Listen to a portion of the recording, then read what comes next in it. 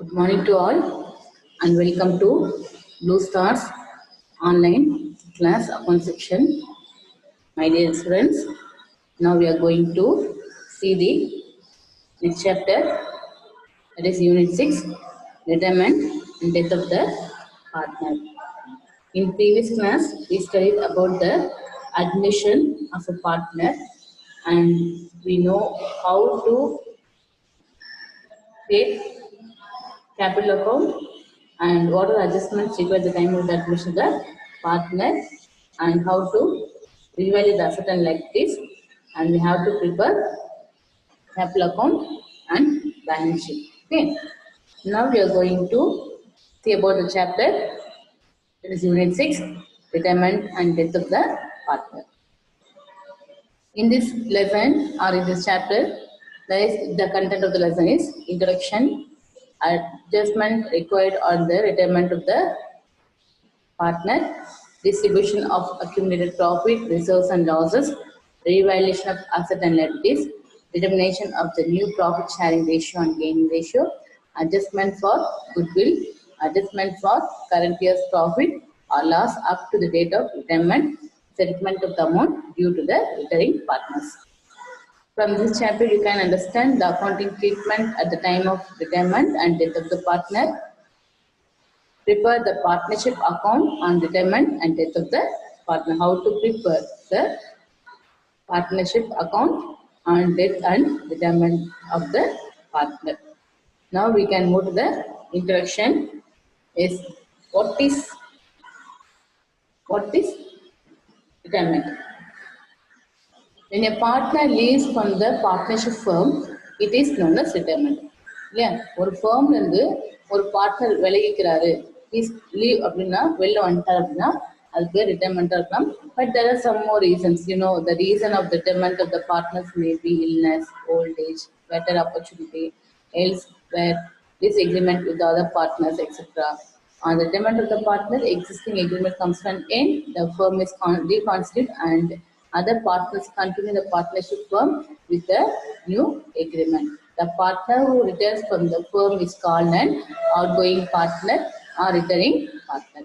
சரி, ஒரு பார்ட்னர் ஏன் ஒரு பிஸ்னஸ் வெளில வராது பார்த்தீங்கன்னா நிறைய ரீசன்ஸ் இருக்கும். ஒன்று வயசாயிடுச்சு, இல்லை அப்படின்னா உடம்பு சரியாமல் போயிடும், தென் ஏதோட நல்ல ஆப்பர்ச்சுனிட்டிஸ் ஏதாவது இருக்கலாம்.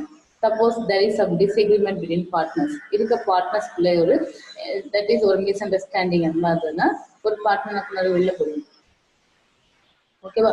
அதே மாதிரி இந்த பார்ட்னர்ஷிப் ரிட்டைர்மெண்ட் அப்போ பார்த்தீங்கன்னா அந்த ஏற்கனவே நிலவில் உள்ள agreement comes to at end அப்படின்னா அந்த நிலவில் உள்ள எக்ரிமெண்ட் கேன்சல் ஆகிடும். அது பதிலாக நியூ எக்ரிமெண்ட் அவங்க கான்ஸ்டியூட் பண்ணுவாங்க. That is agreement continue. That is the person who are continuing as a partner அவங்க என்ன பண்ணுவாங்க, அவங்களுக்குள்ள ஒரு எக்ரிமெண்ட்டை ஃபார்ம் பண்ணுவாங்க. That is reconstitute. அந்த எக்ரிமெண்ட்டை இல்லாமல் ஆக்கிட்டு மறுபடியும் நியூ எக்ரிமெண்ட்டை எழுதுவாங்க. The partners who retire from the firm is called an outgoing partner or retiring partner. Outgoing partner, retiring partners அதாவது எந்த ஒரு பார்ட்னர் பிசினஸ் வெளியில போறாரோ இல்ல ஃபர்ம் விட்டு வெளியில போறாரோ அந்த பார்ட்னர் வேணும் outgoing partner or retiring partners. Okay.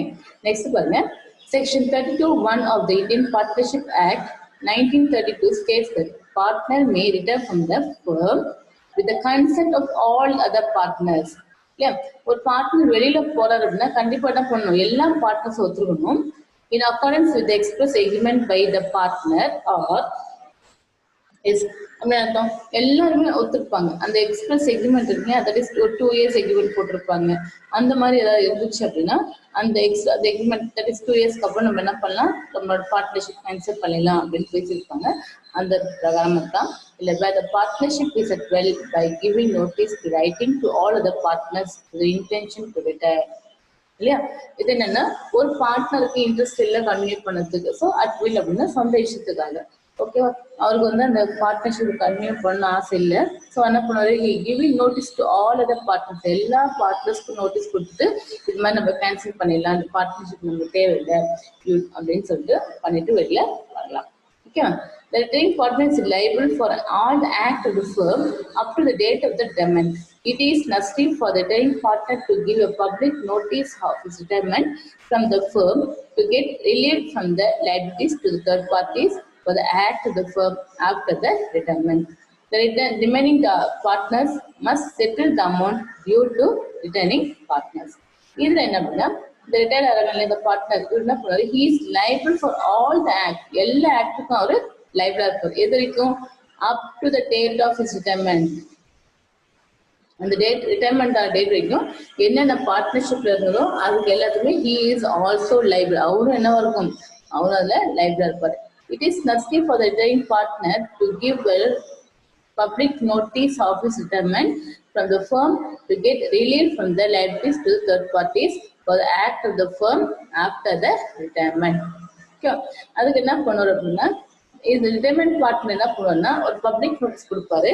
கொடுத்துட்டா அப்படின்னா he is relieved from the liable. இது வரைக்கும் உள்ள லைபிள் இருந்து அவரு வந்துடலாம். அதாவது after the date of admission, அது வரைக்கும் உள்ளது எல்லாமே எப்படி வந்து ஒரு ரிட்டையரிங் பார்ட்னர் வந்து ஒரு அந்த இடத்துல ஒர்க் பண்ணாரு இல்லையா, அது வரைக்கும் அவருக்கு அசட்ல எப்படி இருக்கோ அசட்ல அவருக்கு என்ன இருக்கு, ஷேர் இருக்கு. அதே மாதிரி லைபிலிட்டி அவருக்கு ஷேர் இருக்கு. The remaining partner must settle the amount due to the retiring partners. அந்த மாதிரி இருக்கும்போது the remaining partners கண்டினியூ பண்றாங்க, அந்த பார்ட்னர் என்ன பண்ணுவாங்கன்னா என்ன அமௌண்ட் இருக்கோ அதை செட்டில் பண்ணணும். யாருக்கு? Retiring partners. ஓகேவா? இப்போ ABC அப்படின்னு 3 பார்ட்னர் இருக்காங்க. இப்போ B அப்படிங்கிறவங்க வெளில போறாங்க அப்படின்னா he is the retiring partner. அப்போ என்ன ஆகும்? A and C 2 பேரும் அந்த Bக்கு என்னென்ன பணம் கொடுக்கணுமோ எல்லாம் கொடுத்து செட்டில் பண்ணணும். ஓகேவா? எஸ். அதே மாதிரி நம்ம அட்மிஷன் படிச்ச மாதிரி ஒரு ரிட்டையர்மெண்ட் அப்படின்னா என்னென்ன பண்ணணும், என்னென்ன அட்ஜஸ்ட்மெண்ட் பண்ணணும் அப்படின்னு பார்ப்போம்.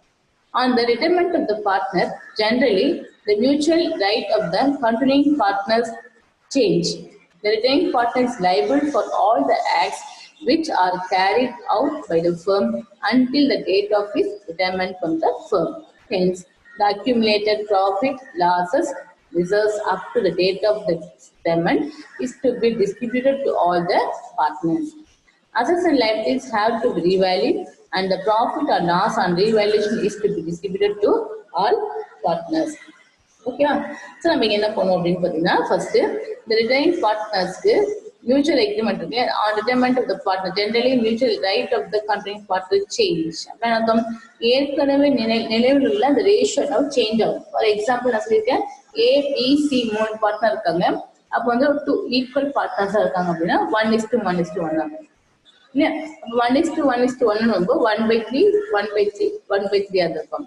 இப்போ அந்த B ரிட்டர்ன் ஆயிட்டா அப்படின்னா இப்போ அப்புறம் என்ன இருக்கு, அப்போ ஈக்குவல் பார்ட்னர்ஸ் தான். பட் ஏன்னா 1:2 1/1:1 இருக்கும். பட் 1/2 ஆகும்.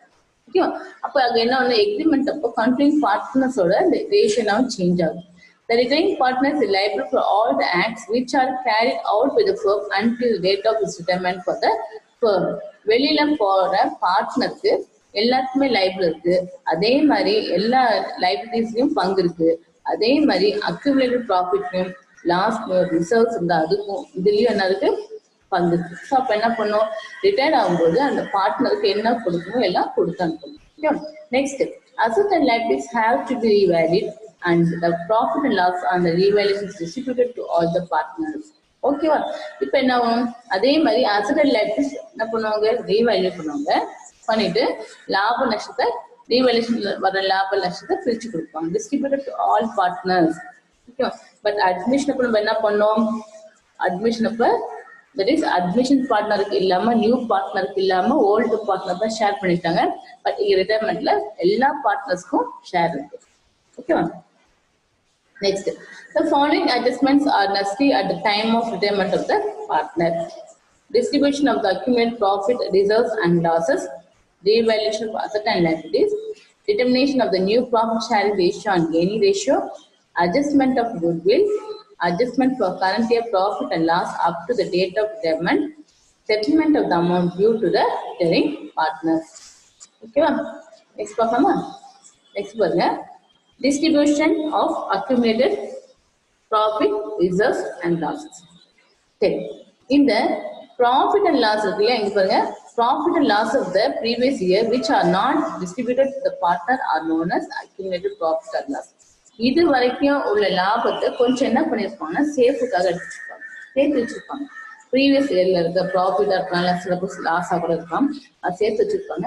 அந்த மாதிரி இருந்தது அப்படின்னா அது என்ன பண்ணும், they have to distribute to all partners. Next, reserve include general reserve fund, workman compensation fund and investment fluctuation fund. இது எல்லாமே ரிசர்வ்ல இன்க்ளூட் ஆகும். As the accumulated profit and losses belonging to all the partners that should be distributed to all the partners in old profit sharing ratio. In the case of workman compensation fund, the excess amount after providing for the anticipated claim is to be transferred. ஓகேவா? இங்க என்னன்னா ரிசர்வ்ஸ்ங்கிறது என்னது, general ரிசர்வா இருக்கலாம், reserve ஃபண்டா இருக்கலாம், workmen compensation ஃபண்டா இருக்கலாம், இல்ல investment fluctuating ஃபண்டா இருக்கும். So இதெல்லாம் என்ன பண்ணும், ரிசர்வ் வரும். இப்போ இந்த தட் இஸ் அதே மாதிரி அக்யூமுலேட் ப்ராஃபிட் இருக்கும், லாஸ் இருக்கும். இது எல்லாம் என்ன பண்ணுவாங்க, old partners that is all பார்ட்னர்ஸ்க்கு ஷேர் பண்ணி கொடுப்பாங்க. எந்த ரேஷியோல, old profit sharing ratio. Old profit sharing ratio என்ன ரேஷியோல அவங்க இருக்காங்களோ அந்த ரேஷியோல அவங்க என்ன பண்ணும், that is distribute பண்ணிடுவாங்க. In the case of workman compensation fund, the excess amount after providing for the anticipated claim to be transferred. But workman compensation இருந்தால் அது என்ன பண்ணுவாங்க, என்ன கிளைம் பண்ணுவாங்களோ அதை போக மிச்சத்தை அவங்க என்ன பண்ணுவாங்க, they have to distribute it to the partners. Okay, next பாருங்க, the following are the journal entries to be passed. நம்ம டிரான்ஸ்ஃபர் பண்ண படிச்சோம் இல்லையா, அதே தான், எந்த ஒரு வித்தியாசமும் இல்லை. இங்க பாருங்க ஒரே டிஃபரன்ஸா இருக்கும். Profit and loss appropriate account debtor, general reserve account debtor, reserve fund account debtor, workman compensation fund account debtor, investment fluctuation fund account debtor to all partners, capital or current account in old ratio. ஓகேவா? இங்க என்னன்னா நம்ம admission படிக்கும்போது இங்க that is old பார்ட்னர்ஸும் கொடுத்துருப்பாங்க.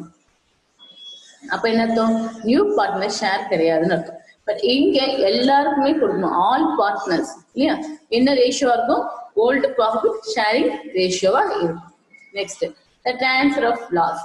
Loss returns போடலாம். All partners capital current account, கேபிட்டலா இருக்கலாம் இல்ல கரண்ட் அக்கௌண்டா இருக்கலாம். ஃபிளக்சுவேட்டிங் மெத்தடா இருந்தா எடுப்போம், அதே பிக்ஸ்ட் கேபிட்டல் மெத்தடா இருந்தா இதுல எடுப்போம் இல்லையா. So account debtor to profit and loss account it old ratio, அது வேணா இருக்கும், ஓல்ட் ரேஷியோவா இருக்கும். ஓகேவா?